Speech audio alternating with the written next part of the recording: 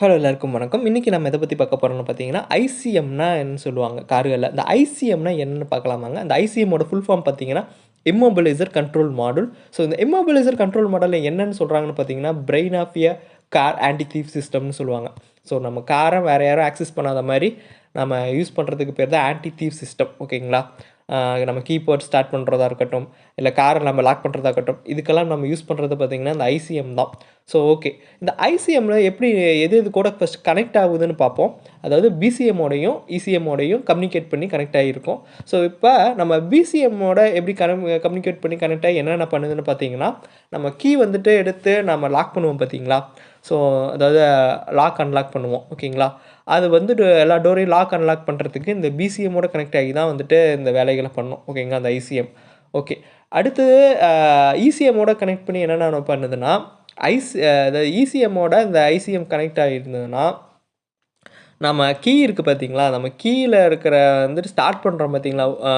Ignition start பண்ணி start பண்ணுறோம். So நம்ம கீழ தான் நம்ம ஸ்டார்ட் பண்ணுறாங்கன்னு இந்த ஐசிஎம் தான் வந்துட்டு இசிஎம்க்கு சிக்னல் அனுப்பும். ஓகேங்களா? நம்ம கீ மூலியமா தான் அது ஸ்டார்ட் ஆகுது, கன்ஃபர்மேஷன் ஆயிடுச்சு அப்படின்னு சொல்லிட்டு அந்த சிக்னலை வந்து ஐசிஎம் வந்து இசிஎம்க்கு அனுப்பி ஃபியூயல் சப்ளை, அதாவது பம்போட பவர் சப்ளை கொடுக்குறதும், செல்ஃப் மோட்டருக்கு பவர் சப்ளை கொடுக்குறதும், 2வது இக்னிஷன் சிஸ்டத்துக்கு பவர் சப்ளை கொடுக்குறதெல்லாம் வந்துட்டு இசிஎம் வந்துட்டு இந்த கன்ஃபர்மேஷன், அதாவது ஐசிஎம்மோட கன்ஃபர்மேஷன் இருந்தால் தான் வந்துட்டு இசிஎம் செய்யும். ஓகேங்களா? இதுதான் வந்துட்டு பேசிக்கான ஐசிஎம்மோட வேலை. இது எப்படி எப்படிலாம் ஒர்க் ஆகுதுன்னு பார்த்தீங்கன்னா, இந்த பிசிஎம்மோட எப்படி ஒர்க் ஆகும்னு பார்த்தீங்கன்னா, நம்ம இப்போ அந்த ஃபோபார் என்னது கீ டிரான்ஸ்மிட்டர்னு சொல்லுவோம். ஸோ அங்கேருந்து பார்த்தீங்கன்னா ஒரு சிக்னல் வரும், லாக் அன்லாக் சிக்னல்.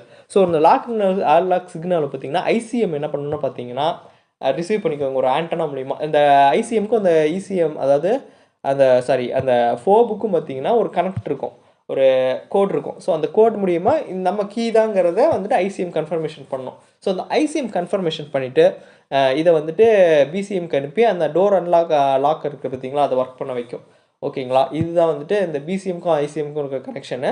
அடுத்து நம்ம நார்மலாக வந்துட்டு உள்ளே வந்தோடனே அந்த ஐசிஎம் வந்துட்டு இது வந்துட்டு நமக்கு இதுன்னு சொல்லிட்டு இசிஎம்க்கு சிக்னல் அனுப்போம். அது மூலியமாக நம்ம ஸ்டார்ட் பண்ணோம்னா ஸ்டார்ட் ஆகிக்கும். இப்படி தான் இருக்கும். ஓகேங்களா? இந்த ஐசிஎம் வந்து ஏதாவது இம்மோபிலைசர் கண்ட்ரோல் மாடல் வந்து ரொம்ப முக்கியமான கண்ட்ரோல் மாடல் வந்து கார்களில், மாடர்ன் கார்ஸ். ஓகேங்களா? ஸோ இது மூலியமாக தான் நம்ம ஆன்டி தீஃப் சிஸ்டத்தை நல்லா ஒர்க் பண்ண வைக்கிறோம். ஓகேங்களா? இது ஒரு brain of the anti thief system. Okay. இதோட பற்றி பேசிக்கான விஷயம் தெரிஞ்சிருக்கும்னு